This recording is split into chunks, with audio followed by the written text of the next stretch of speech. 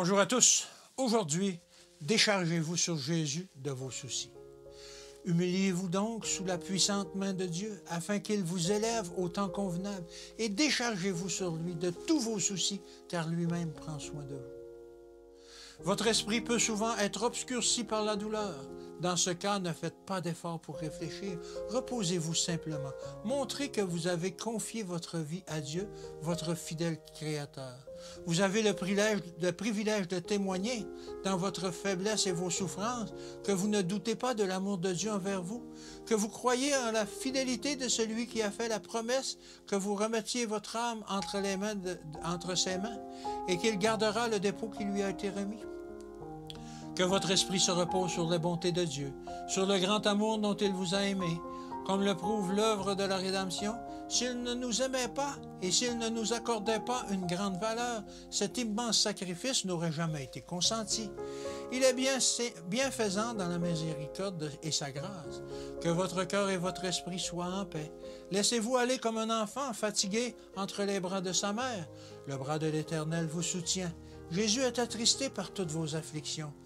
Quel privilège pour vous qui êtes à présent accablés de trouver un refuge en Jésus. L'armure de l'Évangile semble trop lourde à porter. En fait, Jésus-Christ est votre armure. Cachez-vous en lui et le malin ne harassera pas votre foi. Il n'y sèmera pas la confusion. Jésus vous a légué sa paix.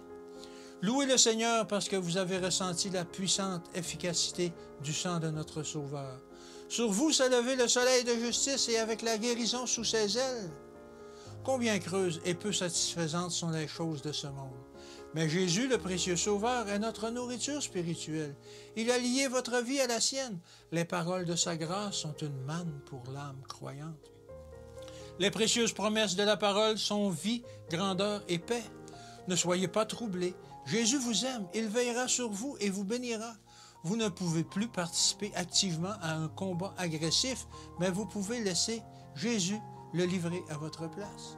Il vous dit, « Remets ton cas entièrement entre mes mains, soyez en paix et sache que je suis Dieu. » Chère sœur une telle, nous prions pour vous et nous espérons que Dieu vous accordera son secours et sa force dans la situation très éprouvante où vous vous trouvez.